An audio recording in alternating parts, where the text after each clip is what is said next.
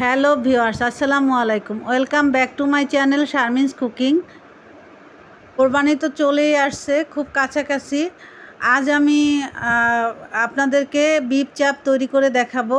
খুবই সহজ একটা রেসিপি, আপনারা খুব ইজিলি এটা বানাতে পারবেন। অনেকেই হয়তো পারেন, কিন্তু আমি আমার রেসিপিতে আজকে বানিয়ে দেখাবো।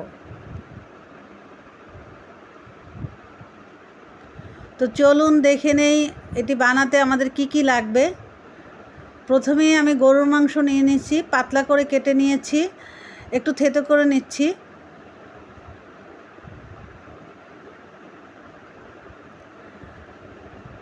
সবগুলো মাংস আমার থেতো করা শেষ।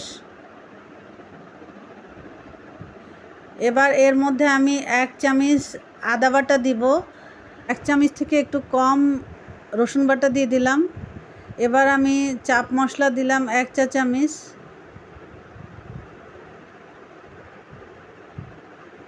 এবার হলুদের গুঁড়া দিয়ে দিলাম 1/2 চা চামচ।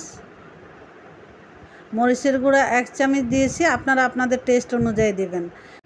1 চা চামচ পেঁপে বাটা দিয়েছি। পেঁপেটা অবশ্যই ছোলাসহ পেস্ট করতে হবে, পেঁপেটা সিদ্ধ করতে সাহায্য করে। লবণ দিয়ে দিলাম। এবার টমেটো সস দিয়ে দিলাম 2 চা চামচ। মাখিয়ে নিচ্ছি।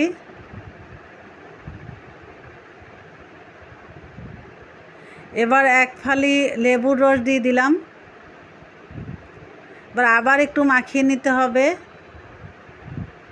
ভালোভাবে মাখানো হয়ে গেলে আমি এটাকে ঢাকনা দিয়ে 2 ঘন্টা ম্যারিনেট করে নিব।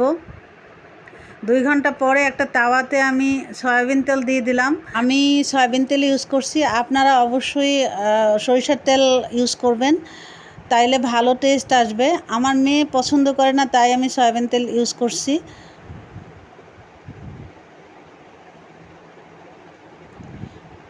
মাংসগুলো ভালোভাবে কড়াইয়ে বসিয়ে দিতে হবে। এবার একটা ঢাকনা দিয়ে ঢেকে দেব। দেখতে পাচ্ছেন অনেকটা পানি বের হয়ে গেছে। ভয় পাওয়ার কিছু নেই, এটা সিদ্ধ হতে লাগবে। আবার একটু ঢেকে দিয়ে উল্টিয়ে দিলাম।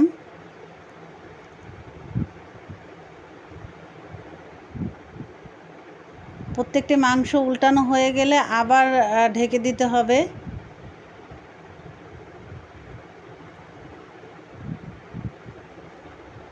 পানিটা অনেকটাই টেনে গিয়েছে। লাল লাল করে 2 পিঠই ভাজতে হবে। যতটা লাল হবে ততটাই ফ্লেভারটা সুন্দর হবে। আমার চ্যানেলটা যারা এখনও সাবস্ক্রাইব করেন নাই, তাদেরকে অনুরোধ রইল আমার চ্যানেলটা সাবস্ক্রাইব করে দেওয়ার জন্য। আর অবশ্যই বেল বাটনের অল ভিডিওতে ক্লিক করে রাখবেন, যাতে আমি নতুন নতুন ভিডিও দিলে আপনাদের কাছে নোটিফিকেশন চলে যায়। বিফ চাপ অলমোস্ট রেডি হয়ে গিয়েছে। এবার নামিয়ে পরোটা কিংবা লুচি কিংবা নান রুটির সাথে পরিবেশন করুন দারুণ স্বাদের বিফ চাপ। আজ এ পর্যন্তই। ভালো থাকবেন সবাই, আমার জন্য দোয়া করবেন। আল্লাহ হাফেজ।